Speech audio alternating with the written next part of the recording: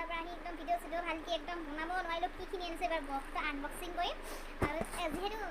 দুখীয়া মানুহ ন কি আনিম আৰু এনেই চিম্পুল আৰু কিবাখিনি আনিছোঁ আৰু এদিনৰ বাবে কৰিব পৰাকৈ বিহু বুলি ন দেখুৱাই আছোঁ ৰ'ব দেই অকণমান সময় অ' মাই গড এইখন আনিছোঁ কেলেণ্ডাৰ দিন বতৰা কেনেকৈ যায় মানে আৰু লাগে ন ডেট চাবলৈকে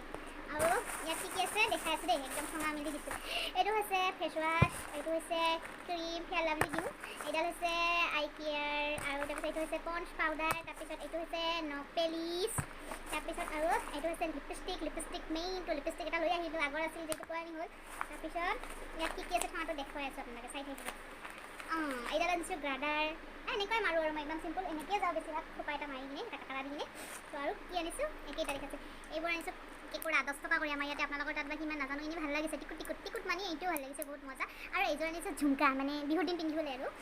তো বিহুৰ গহনা আনিব পাৰিলে কিন্তু বাট মানি নেহিয়ে মেৰে পাছ আৰু ইয়াত আছে বিশেষ বস্তুটো দেখুৱাই আছে দেই এই মাত্ৰ 10 টকা ঘূৰি আহিছে বজাৰৰ পৰা চাওক ইয়াত ওপৰত আছে ইয়াত কি আছে দেখুৱাই আছে এয়া হৈছে ইমান কম দামৰ আৰু দেখুৱাব লাজ লাগে আপোনালোকৰ কথা বুলি কৈছোঁ এইটো পেণ্ট প্লাজো আমাৰ ইয়াত 150 কৰি লয় বৰপেটাৰত আপোনালোকৰ তাত কিমান লয় নাজানো জনাবচোন জানে যদি কোনোবাই দামটো ঠিকে আছেনে নাই তো যিহেতু মায়ে মোক 1000 টকা দিছিলে বিহু বুলি আৰু তাই বজাৰ কৰিলোঁ আৰু বাকী মোৰ গ'ল মোৰ 5 কিমান আছিলে 1500 টকা গ'ল গুচি গ'ল আৰু এই এটা আনিছোঁ দুটা আনিলোঁ প্লাজো পেণ্ট 300 টকা গ'ল ইয়াত আৰু মেইন সনাসাৰুখিনি মানে এইখিনি হাবি জাবি এইখিনিত গৈছে 600 কিমান টকা 615 টকা আছে তাৰপিছত গ'ল আৰু এইখন চাওক কিমান মোক কিন্তু ভাল লাগিছে একদম এদিন মানে বিহুত পিন্ধিব পৰাকৈ আৰু কুৰ্তি দুটা আনিছোঁ দেই দেখুৱাই আছোঁ এইটো কুৰ্তি আৰু কেনেকুৱা লাগিছে জনাব আকৌ দেই আৰু এইখন এই দুখন কুৰ্তি দুটা প্লাজো এই